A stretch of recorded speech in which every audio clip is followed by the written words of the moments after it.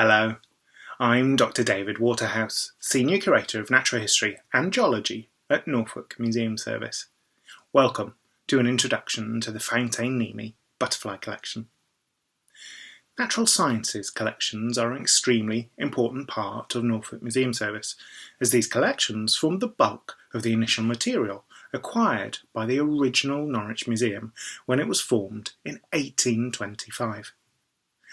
At present, we estimate that the natural history and geology collections together number about 1.5 million specimens. They cover all aspects of natural history and geology.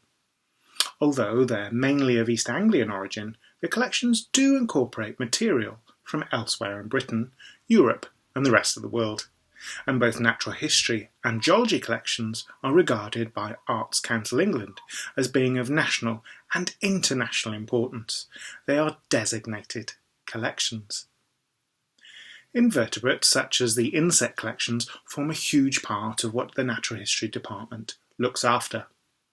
Entomology includes several large and internationally important collections of the major orders, notably the Bridgman collection of ants, bees and wasps, the Edwards and the Bedwell collection of beetles and bugs, and the Whittingham collection of British butterflies and moths.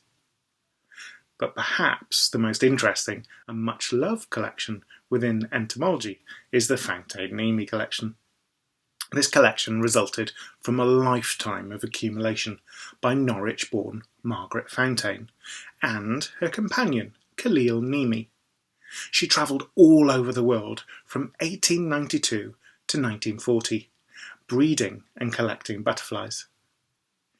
The collection contains around 22,000 butterflies, most of which were bred from eggs or caterpillars, and are therefore in exceptionally fine condition. She would often rear a whole brood into adulthood, only keeping one or two, then releasing hundreds back into the wild each time. There are 5 extremely important type specimens in this collection. But what is a type specimen? Essentially, when a new species is discovered by science, it's formally described in a peer-reviewed scientific paper. Actual biological or fossil material must then be placed in a public institution, such as a museum.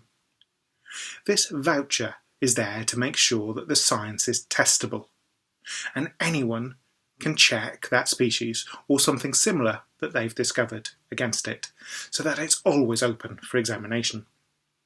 As you can guess, type specimens are really very important, and Norfolk Museums Service holds quite a few of these. But it's not just the actual butterfly specimens that we look after. Margaret Fountaine also painted the caterpillars of the butterflies she reared, and her sketchbooks are in the Entomology Library of the Natural History Museum, London. Researchers often consult our collection to check the identity of the caterpillars in her paintings in London. She travelled all over the tropics, collecting in many different places, and the data that accompany her specimens are providing information about the fauna of areas that have changed or are now under threat. Within recent years, the collection has been searched by workers from the Smithsonian Institution and the Natural History Museum for data from Amazonia and Madagascar, respectively. In addition to the butterfly collection, Fountaine bequeathed a sealed box which, rather mysteriously, was to remain unopened until 1978. When it was opened, it was found to contain 12 journals detailing her life from 1878, when she was 15, until her death in Jamaica in 1940. Extracts from the journals have been published, generating considerable interest in the collection and the journals.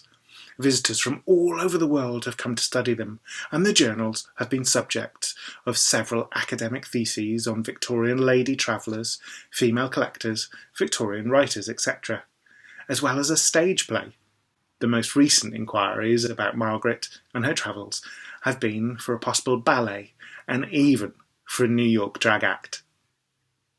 The combination of a scientifically important collection and Margaret Fountain's sociologically significant literature is not unique. But there are few naturalists, let alone groundbreaking Victorian female naturalists, who have collected in and written about 60 countries on 6 continents over 50 years. A truly remarkable woman.